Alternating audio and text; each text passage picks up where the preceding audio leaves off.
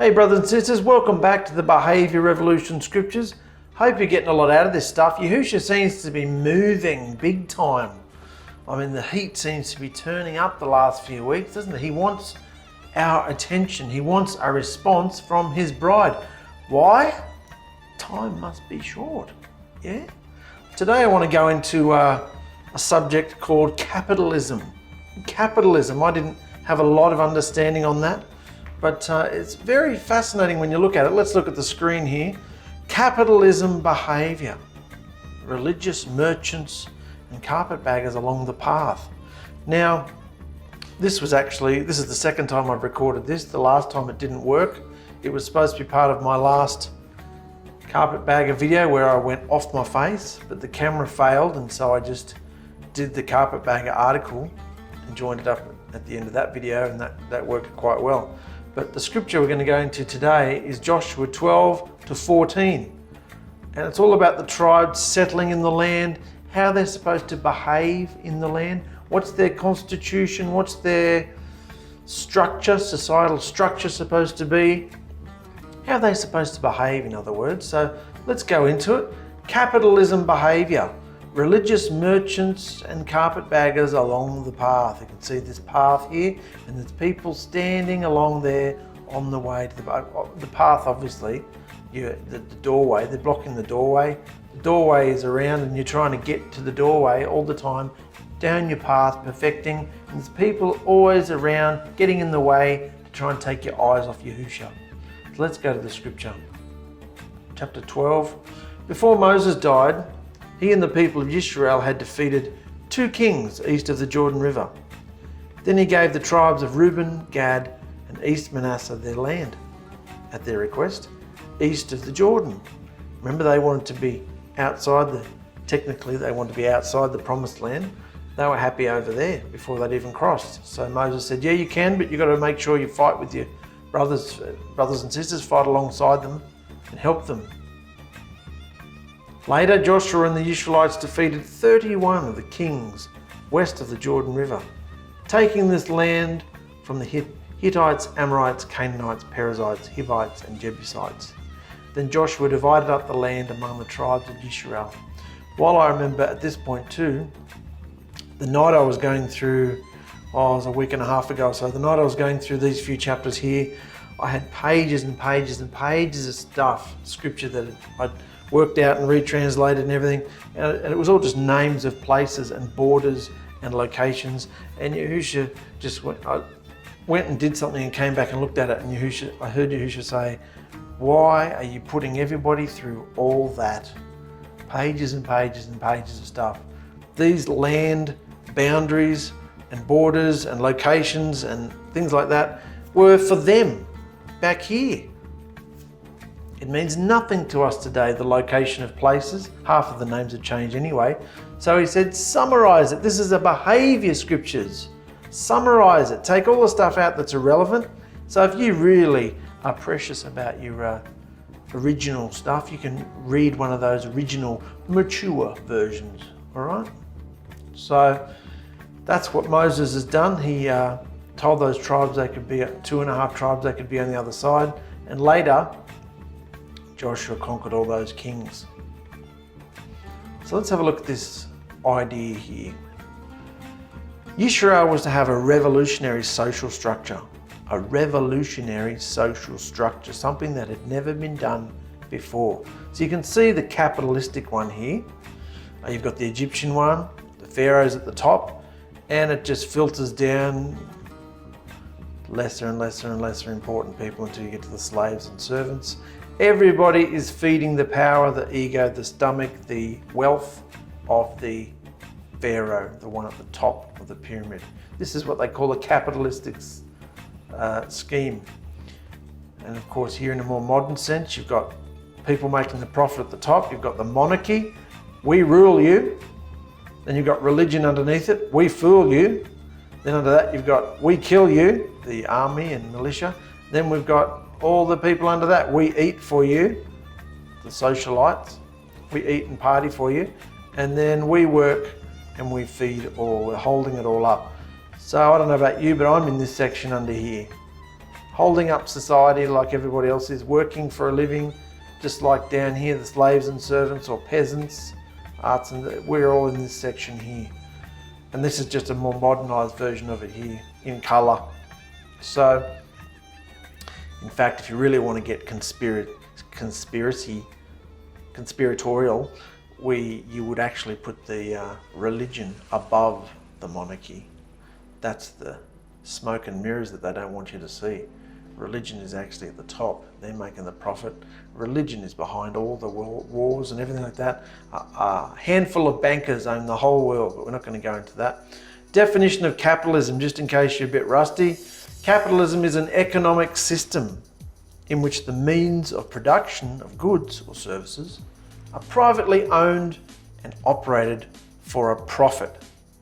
An economic system in which the means of production of goods and services are privately owned and operated for a profit. This is a capitalistic scheme, system. The pyramid system, see it all here? This is how the world runs. This is how the ancient world ran as well. But everything that led up to this moment in Israel's history pointed towards the distribution of land among Yahusha's people. Conquering the land is one thing, but what is done with the land is another thing entirely. Joshua was to divide the land and give it to the people, not to own it or personally control it as Israel's leader. He was not allowed to own it or control it. He was to divvy it up. For a king or leader to have an enormous army capable of overthrowing entire regions meant that he already had a large and established centre of civilization and headquarters for control and operation. He had fields to grow for his army.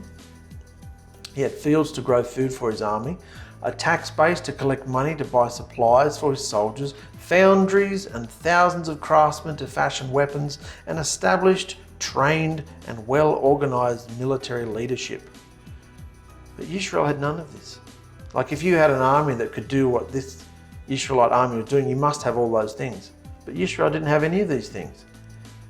Did they?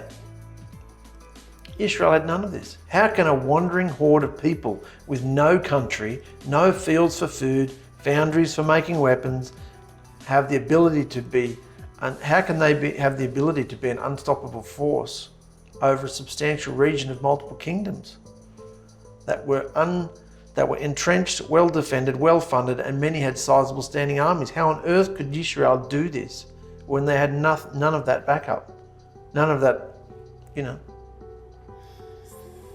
The answer is it can't happen except by the hand of Yahusha. That's the only way Israel would have been able to do this. So it's really interesting at this point to look, because we're coming full circle now. We're seeing the fruition of a prophecy, a promise to Abraham 600, 700, 800 years before coming to pass. His children, his descendants, not only are there as many as the sand on the seashore and stars in the sky, they are becoming settled in their own land as he promised Abraham. But once they're settled, how they behaved in it was very important. Joshua was not to do what all the other kings and leaders did. Further, when a king conquered territory, it was meant for anything but the people. Rather, it was his. It was to satisfy his personal ambitions and lust for power. The people merely lived by his permission in his land. It's not that the people didn't own farmlands and businesses and so on. It's that the nation belonged entirely to the king. Yet Yahusha's plan for Israel's economy was revolutionary. What is it? Revolutionary. Yahusha's plan for Israel's economy was supposed to be revolutionary. No ruler would own the land or control the nation. Rather, the land would be divided up according to tribe, and then the tribal leaders were divvied up according to the clans that together formed his tribe. The Israelite tribal prince was called a Nazir, a chieftain, not a king. He was not royalty. He was the head, the patriarch of a very large extended family called a tribe. His first duty was to be responsible for his people's well-being. He was their father and was to behave in that way. So even though he had a role or a position, he was equal. He was to be their father. Now this was not a pyramid hierarchical scheme. This was, everyone was equal. The land was divvied up between the tribes. So just as Moses set an example for Joshua, Joshua was to have been the example for all of Israel's future leaders to follow. Joshua was to be the example for all future leaders to follow. They were not to be kings. They were to be a council of equals, a confederation of tribes who had come from the loins of a single earthly father, Jacob, called Israel. Their loyalty was not to be to a king. It was to be to their mighty living Elohim Yahusha. Just as with the pagan world, it was a king who ultimately owned the nation and thus all the land of that nation, so it was that Yahusha, the Elohim of Israel, was the true king of Israel, and thus he owned the nation of Israel and all the land he had given to them to possess, not own. He'd given them the land to possess, not own. It was a stewardship, a lease. They didn't own it. He was giving it to them to live in if they were obedient, but it belonged to him. So they were to be a council of equals. There was to be no king, no one at the top. With this history and understanding, we can see why it was that Yahusha did not want Israel to have an earthly king. Because introducing such a thing into Israelite society would change the entire dynamic of Yahusha's relationship with his people and the people's relationship with their leader. Because a king must have the loyalty of his people. But in Yahusha's plan for Israel, all their loyalty was to be towards him. With the advent of a human king, the people's loyalty would be divided between Yahusha and the king of Israel. If a human king was to be effective in this present world, he must have the loyalty and obedience of his people. Saul, the first king of Israel, was a poor king and really didn't know how to govern as a king. David was a good king and provided strong leadership, but he was hardly ideal. Solomon was not as good as his father David, but he cared deeply for the people and loved Yahusha. Solomon consolidated his power, instituted heavy taxes, and worked hard to create alliances with his neighbors. And every step of the way, each king that was raised up in Israel demanded more from the people and gave less than the king before him. In time, some of these kings even felt jealous of any loyalty the people of Israel had to Yahusha. And so they introduced false deities and idols to try and destroy their connection with the Elohim of Israel. Anyway, who owns the land is everything, especially when it comes to Israel. Who the people give their loyalty to is everything too, especially when it comes to Israel and those grafted into Israel, Yahusha's bride. As we've mentioned before, the set-apart war for the promised land is still being waged in both dimensions today. And the coming battle of Armageddon at Yahusha's return is literally the final battle for the promised land. It's not even going to be a battle. It's just going to be an annihilation. This battle of Armageddon is literally the final battle for the promised land that Joshua and all the leaders of Israel after him never truly accomplished. And of course, we know the secret of where the promised land truly is today. And with the taking of the divine real estate, which is the hearts and minds of men and women, it will be the taking of the whole world by Messiah. Yahusha will once again be king as was always intended, and no worldly human king will ever again rule on this planet. And all this stems from the time of Joshua. Aren't Yahusha's patterns amazing? This pattern of set-apart war, what's going on in both dimensions. Yahusha's fighting for them, with them, going ahead of them, behind them, backing them up, ensuring that they have victory.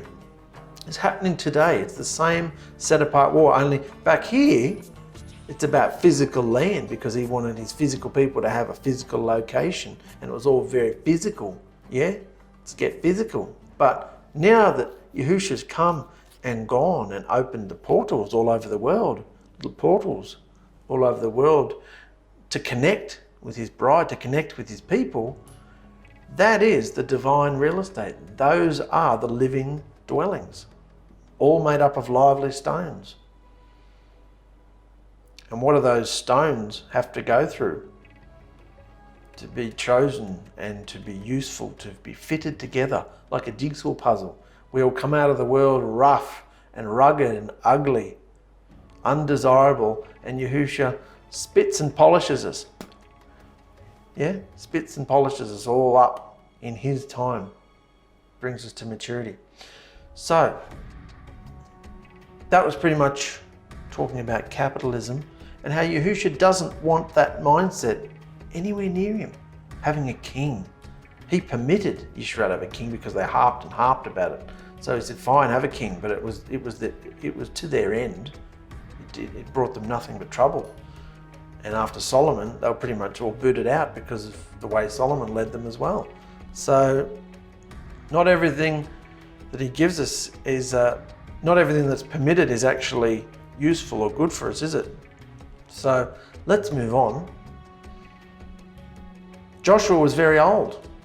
So Yahusha said to him, you're very old, but there's still a lot of land that Israel hasn't taken yet. 1 foot in the grave. Joshua was one of the 2 scouts of the first Exodus generation who had spied out Canaan originally. Therefore, he was very old, somewhere between 85 and 95. Not only that, unlike Moses, who was as strong when he died as he was many years earlier, here we read that age has taken its toll on Joshua. Moses was not a warrior, Joshua was. He fought in many battles and he lived a dangerous and hard life. You don't fight as much as Joshua had without the stress affecting you and without varying battle wounds. And Joshua's energy was nearly spent. Therefore, since the order from Yahusha was to conquer all of Canaan, and that hadn't happened yet, Joshua probably wasn't mentally prepared to divide up the land because they hadn't fully conquered it yet. You can't divide up something that's not yours yet. This was not rebellion, it was merely reasonable logic. But Yahusha wanted Joshua to be the one to supervise the division. So with Joshua feeling the effects of old age, Yahusha wanted this done sooner rather than later, in case Joshua died before the land allotment was accomplished. Further, Yahusha wanted whatever portion of the land that Israel did hold to be divided as is, and Yahusha would, in his time, take care of the remainder. So Joshua's final task is not that of war, but of the separation of land that has already been won by war. They've pretty much conquered the land. Scriptures in the last few videos we've done say, and they conquered all the land. But later on we find that there were still little tribes and little groups and little cities and, peoples, Canaanites still there, which makes you think, well, they didn't conquer it all, did they? They obviously conquered enough for it to be pretty much conquered, and there were just little outposts and things that had to be driven out as they went through. So it's true. And Yahusha continued. First, there's the Canaanite territory that belongs to the 5 Philistine rulers that you haven't conquered yet, as well as the north, which belongs to the Sidonians. So with my help, Israel will capture these Canaanite territories and force out the people who live there. But you must divide up the land from the Jordan River to the Mediterranean Sea among the 9.5 tribes that don't have any land yet. Then each tribe will have its own land. Remember, 2.5 tribes already have land on the east side of the Jordan, so there's 9.5 tribes left. Moses did not give any land to the tribe of Levi because Yahusha, the Elohim of Israel, had told them, instead of land, you will receive the sacrifices offered at my altar. Something interesting about that I read. We talked and almost harped about the ban, haven't we, since we started Joshua. It's all under the ban. You can't touch it. Wicked Achan, you've stolen stuff that was under the ban. You know, it's set apart. It's almost like radioactive. You can't touch it, otherwise it's like spreading a virus. You can't touch stuff that's set apart and dedicated to Yahusha as part of his set apart war. This was an interesting little amendment to that, or just adding to it that I didn't realize before. The Levites got stuff under the ban. Think about it. Think about it for a minute. Think about it in terms of radioactivity. Certain Levites, particularly the ones that were functioning within the tabernacle, you could not be functioning within the tabernacle unless you had been sprinkled in the blood and anointed with oil, and you were allowed to handle the set apart instruments, the set apart furniture. You were allowed to operate within the tabernacle. So you had a set apart status.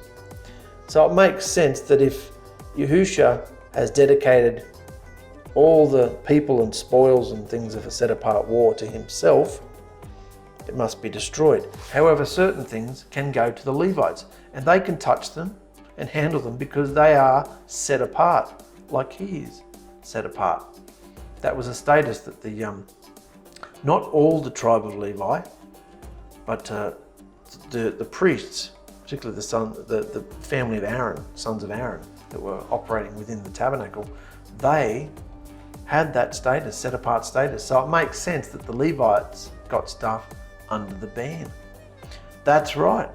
Whatever had been put aside as set apart property for Yahusha, including vow offerings and also spoils of set apart war, the Levites were entitled to the same set apart property that the other Israelite tribes were forbidden under pain of death from taking. Therefore, except for the dwelling places of the Canaanite people that were destroyed by Joshua's army, they were told to destroy all that, and except for the Canaanite people, they were told to be destroyed too, that were killed. Generally speaking, everything else that was designated as set apart property taken as Yahusha's portion from the spoils of war went to the Levites for their use. That's interesting, isn't it? I'd read that in chapters before. Oh, they kept the gold and the silver and this and that and took it and that, and I thought, well, I thought it was under the ban. And then I read, associated with this particular chapter, I read more about it, and the Levites, and it makes sense, doesn't it? Because they had been initiated or gone through the process. To start with, they'd been separated and chosen, and they were anointed and sprinkled with the blood. So they were set apart. Yahusha is set apart. His tabernacle is set apart. His war is set apart. And the spoils of that war are set apart too, as in radioactive. So they could be handled by the priesthood, the Levites. This is part of the privilege that they got instead of a natural land inheritance. So Moses had given the land east of the Jordan to the tribes of Reuben, Gad, and half of Manasseh, and given them very specific borders. And that's where we've left it at that. You don't need to know we don't need to know what those borders are. If you want to know what the borders are, go and read a King James or a BYNV or any other one. That if you want to read all the specific names and places, be my guest. I couldn't think of anything worse. So all you need to know is they got borders and they lived in them. So Moses divided the territory in the Transjordan, east of the Jordan River. Whenever you see the word Transjordan, it's really just saying the tribes of Reuben, Gad, and half of Manasseh. All that side on the other side of the promised land of the Jordan, that side there. We will see maps soon. So Moses divided all that land, for it was completely conquered. So there's no reason that Joshua couldn't do the same on the other side of the river. So Moses divided the other side before it had been fully conquered, so why can't Joshua do the same on this side? Joshua would decide when the soldiers of Reuben, Gad, and half of the tribe of Manasseh had fulfilled their duty to fight with the rest of Israel, and this was that time. The major battles for the southern and northern regions of Canaan had been fought and won, and the 2.5 tribes did as they said they would do. There was no foul play. They fought. They were the most savage of the tribes, these guys, so Moses wanted them to fight with them and help, and they did. They did what they said they'd do. Therefore Joshua, under the direction of Yahusha, is ready to declare that the eastern lands are officially given to Reuben, Gad, and half of Manasseh, and they have no further duty to the 9.5 tribes who have now moved into the promised land. So we're seeing an end, I mean, not an end of the story, but an end of a chapter in a sense, an end of a period of war. We're seeing an end of it. It's by no means the end of what's coming, but for now, there seems to be a peace resting upon this land. They've driven out majority of the people. So, even though the 2.5 tribes had already received land east of the Jordan River, and Levi wouldn't receive a large region like the other tribes, but instead towns and the nearby pastures for their sheep, goats and cattle. And since the descendants of Joseph had become the 2 tribes of Ephraim and Manasseh, there were still 9.5 tribes that needed land, and their inheritance would be decided by casting lots. But Yahusha had told Moses that he would show those tribes how to divide up the land of Canaan. So when the priest Eleazar, Joshua, and the leaders of the families and tribes of Israel met to divide up the land of Canaan, Yahusha showed them how to do it. Yahusha showed them how to do it. Why casting lots? The first choosing of the lots with Moses dealt with the general locations of each tribal territory in the land. Who would get land by the Jordan River, for instance, by the Mediterranean Sea, or who would get the desert country, who would get the lush hills and so on. So that was decided by lots. What tribe would bump up against another tribe, for instance, that was divided by lots. But what was not dealt with was the size of each territory. The exact boundaries would be determined by head count, with the larger tribes getting more territory than the smaller tribes because they needed it. They needed more land because there's more of them.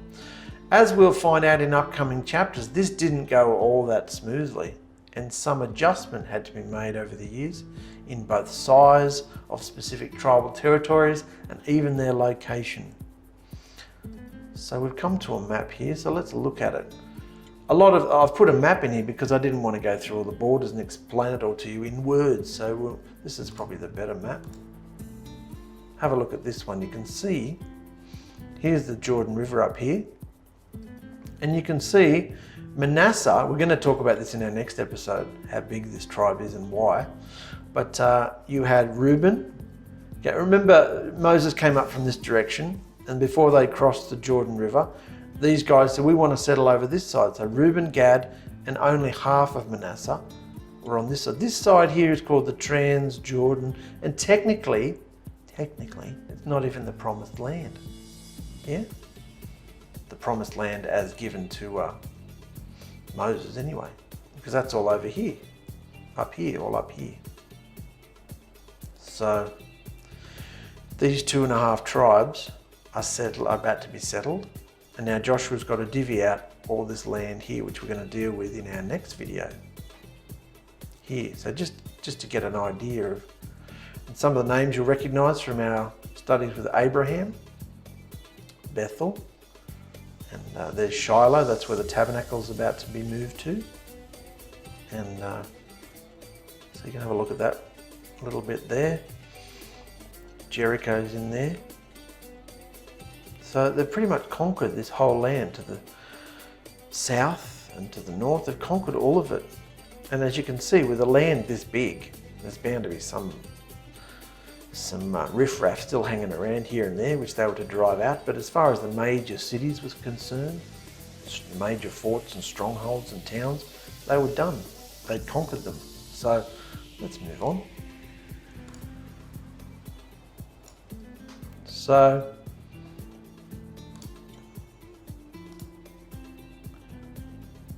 one day while Israel was still camped at Gilgal, Caleb, the son of Jephunneh, went to talk with Joshua. Remember Caleb? Caleb belonged to the Kenaz clan, and many others from the Judah tribe went with Caleb. Notice it says that Caleb was the son of Jephunneh, the Kenizzite. This is actually rather startling when we understand what it means. Caleb's biological father was Jephunneh of the tribe of Judah, But Yahusha died, and apparently Caleb's mother remarried a fellow named Kenaz, hence the word Kenizzite. So Kenaz became Caleb's stepfather. Kenaz was a descendant from Edom, a non-Yisraelite tribe. Edom is Esau, Jacob's brother. So this guy comes from Edom.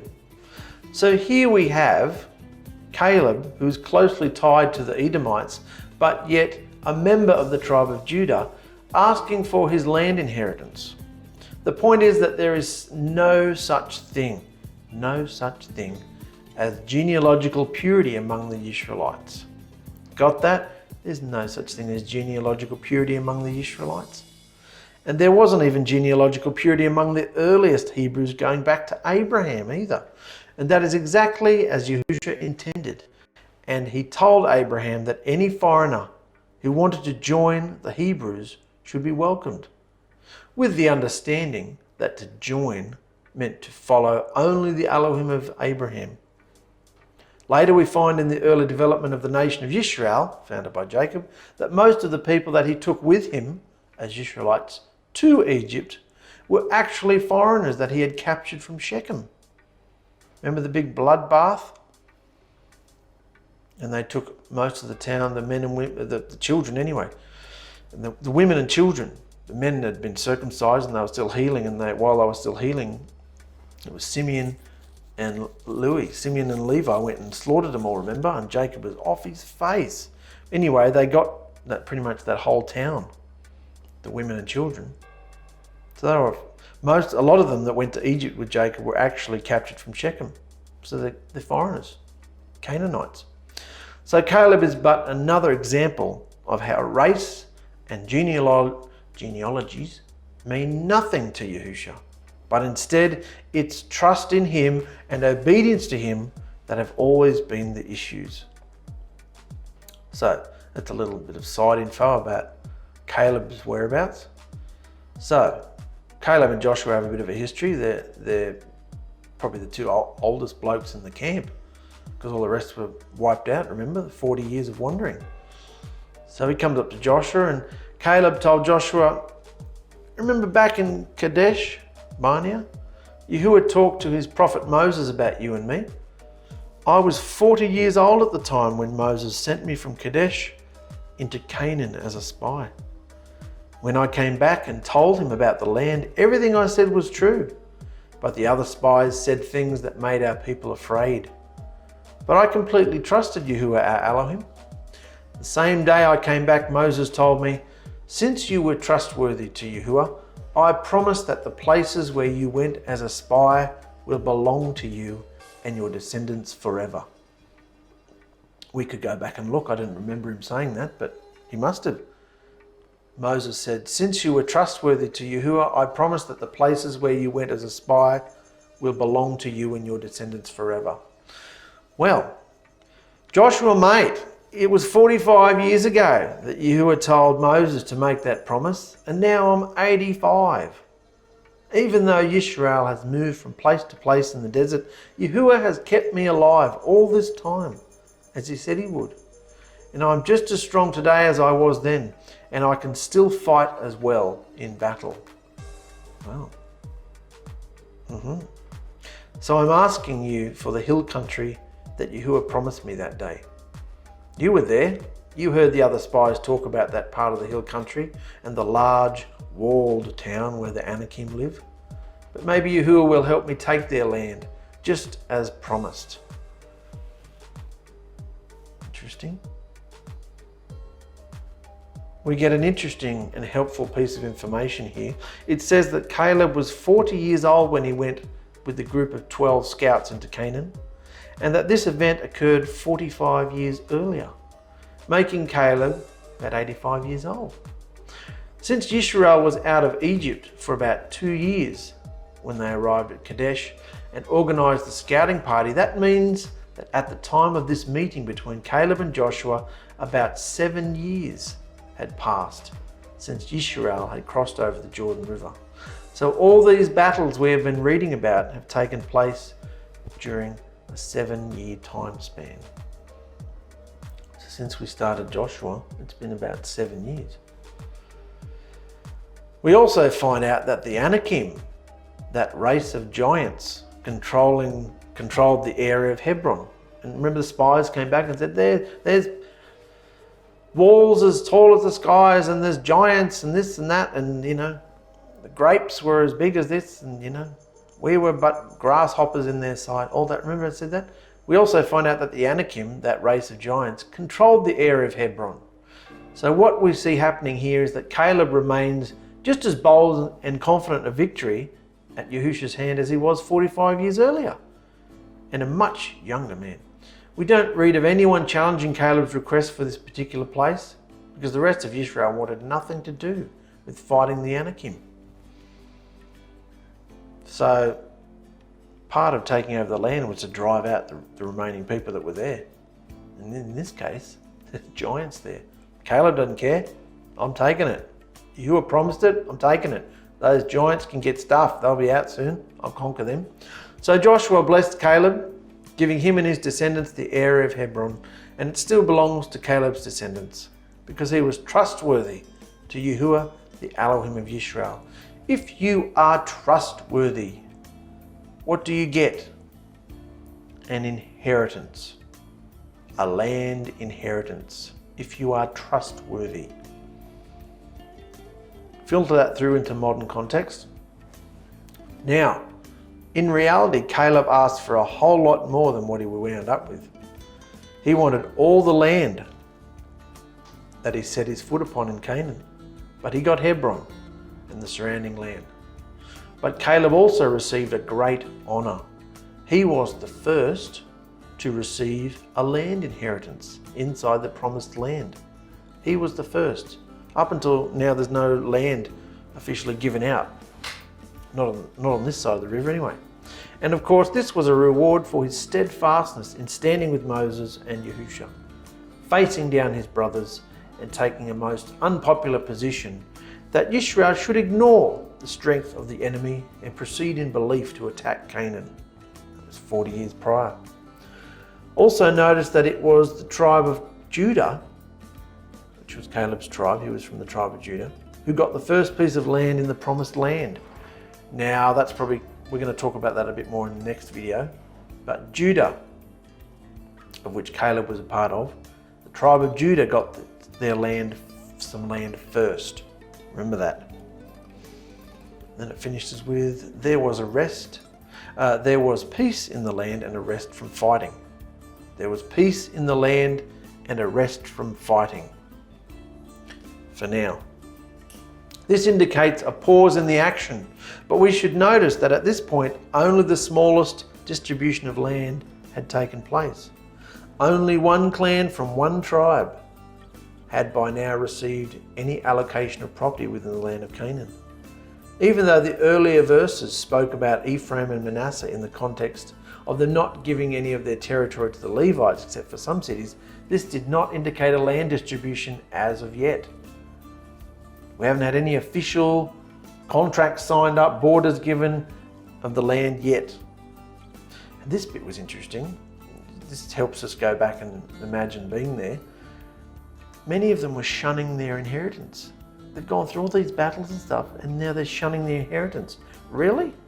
What we're going to find out in the upcoming chapters is that in between Judah being given their land inheritance and the other tribes getting theirs, a lull occurred. This time of little recorded activity and a pause in the distribution of land came for a rather interesting reason. Joshua couldn't find any takers for the land he offered. There was a lull, and we're going to go into this in the next video, but there were many, many years where no land had been allocated and certain tribes didn't have any land yet. We all just think, oh, because of the way the scripture's worded, and you turn 1 or 2 pages and sometimes it can be hundreds of years. But we just assumed they conquered the land and they took the land and they got divided up and no, years and years it took for all the tribes to get their land. And one of the major reasons was because Joshua couldn't find any takers. I'd never even realised that. The tribes fully understood that at the same time they would be settling portions of their tribal land inheritance, at the same time that they would be settling portions of their tribal land inheritance, that's the good stuff, they also had the responsibility to drive out or kill the Canaanites who held on to certain areas within their land, the not so good stuff. So there was land that they could settle on, but they also needed to drive out all the enemies that were still lingering. Yeah? By now, Yisrael were nomads. This generation, let's think of this as in generations, this generation, the second generation of the Exodus, had never lived in anything but tents. Interesting.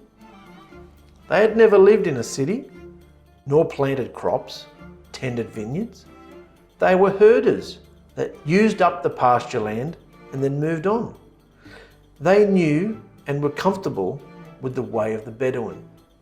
Taking the land meant settling down and restricting themselves to a relatively small area. It meant respecting boundaries and borders. It meant defending their land, battling with neighbours.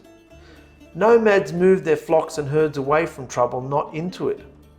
Nomads were non-confrontational people in general, who didn't want the responsibility of villages and cities and caring for the land and crops. The last thing that interested them was war and territorial battles. So in a few chapters, we're going to find Joshua reading the riot act to the Israelite tribes who were blowing off, occupying their gift of land from Yahusha.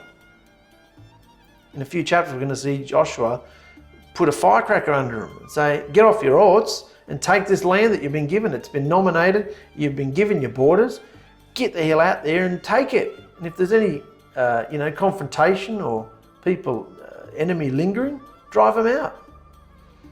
I just thought that was interesting. We have a certain image in our mind of how they felt. No, they weren't confrontational people. They were shepherds and, herders, wandering around from place to place. They had no restrictions of space or land, and now we're thinking it's a blessing. To some of them, they were thinking, we've got to settle down, we've got to drive people out, we've got to have territorial border battles and, all this sort of stuff. And half of them were like, stuff it, I'm just going back out into my tent. So, didn't want to step up and take the land that they had been given, the rights, the inheritance they had been given. Are you willing to step up?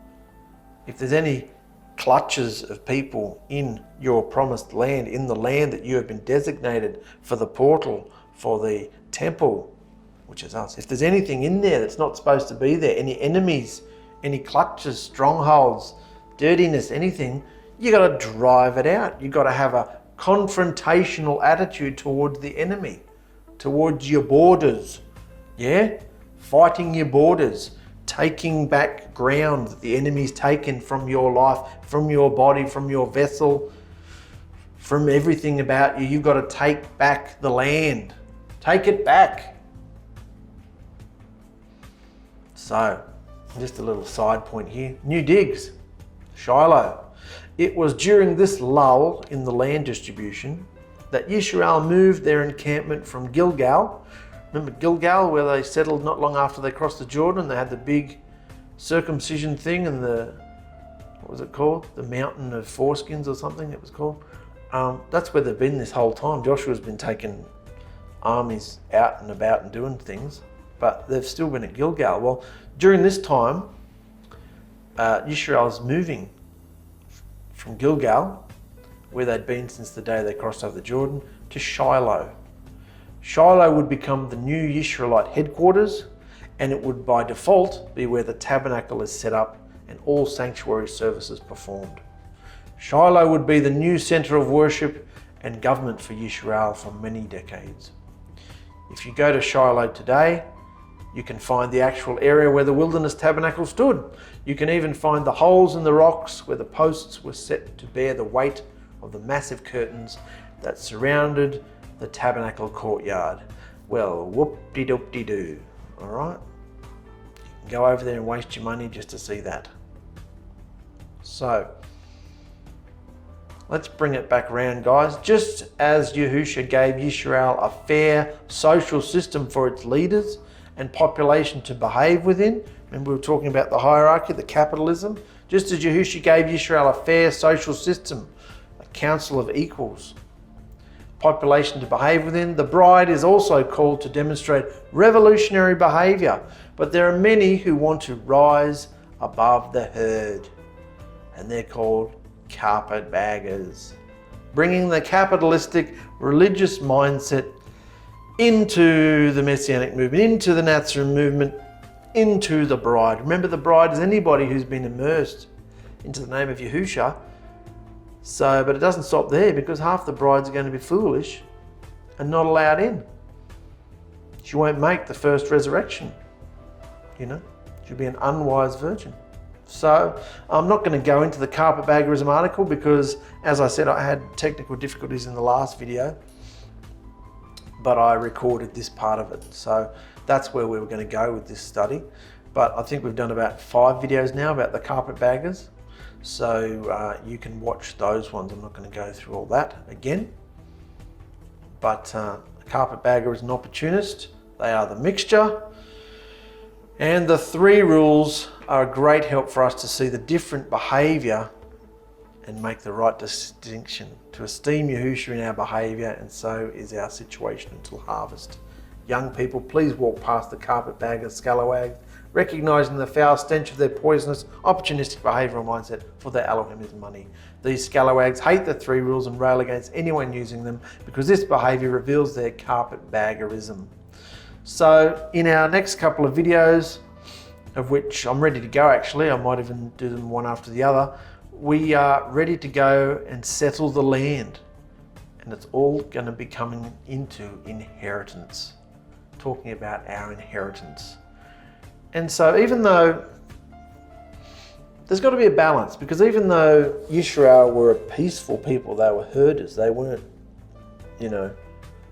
battling, confrontational type people, as I said before.